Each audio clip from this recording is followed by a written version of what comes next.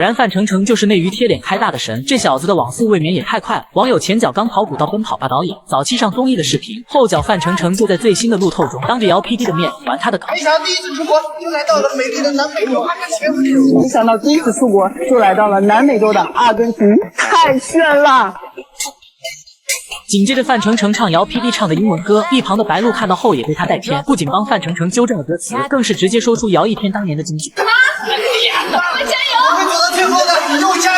范丞丞调侃完导演后，还不忘感谢粉丝让自己看到。而此时的姚 PD 逐渐破防，我不录了啊！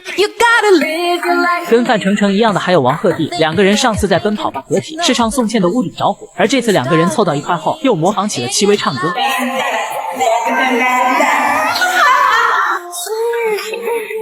玩游戏时让大家唱出潘玮柏一首歌，而此时回答问题的一对听到后，脑子里一片空白，集体沉默。这时范丞丞突然的一句话，瞬间让所有人汗流浃背。潘玮柏这么失败吗？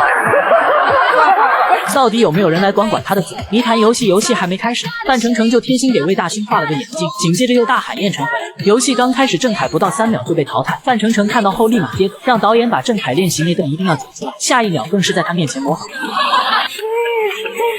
果然就没有这小子不敢说的话。热狗和谢帝对决直接放出狠话，说如果自己赢了的话，回去就写一首歌 diss 谢帝。一旁的范丞丞立马又开始玩梗，但是 diss 谢帝最好的方法肯定是复活糯米啊！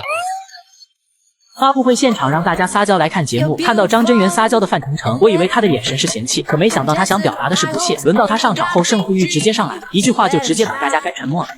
没问题。听到声音的我像极了跑男团，半天愣是没反应过来。刚满18岁。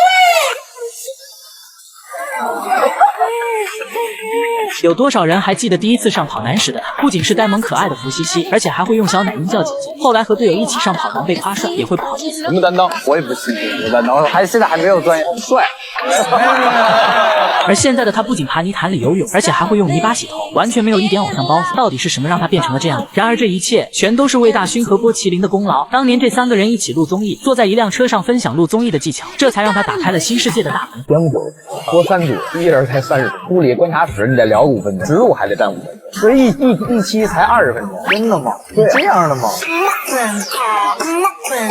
听到这范丞丞提出疑问，说只录20分的时间，节目组怎么还总说素材不够？魏大勋又站出来为他解惑，说是素材不够精彩，没有看点，并不是俗话说的时长不够。听到这的范丞丞恍然大悟，于是开始了他的显眼包之路。果然这小子劲头多不是没有原因的，游戏需要给气球放气，其他队伍都在拼命的压气球，而画风到了范丞丞这里画风突变，张真源只是扭了个头的功夫，显眼包就已经结束了。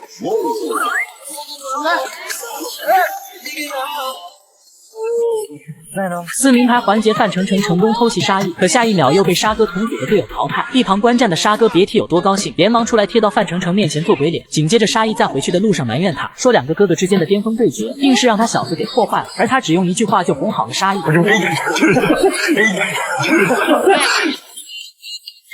沙哥听到后满脸写着开心，接下来脱口而出的一句话，又瞬间拿捏我的笑点。这样真的，你拿你的这个名誉都不要了，好哥多言。跑男里要求全员用电脑做歌，范丞丞为电脑提出主题，为姚 PD 做牛做马。看到电脑写出来的歌词后，他第一个不服，可电脑唱出来后态度一整个大转变。这是我们的跑男主题曲，所有的摄像大哥必须学这首歌，会要一天所有错吗？紧接着他又说了个大水牛，听到歌曲转头就对着李晨摇头晃脑，还说如果这首歌火了，就拿到说唱节目的总决赛。大水牛，大水牛，大水牛。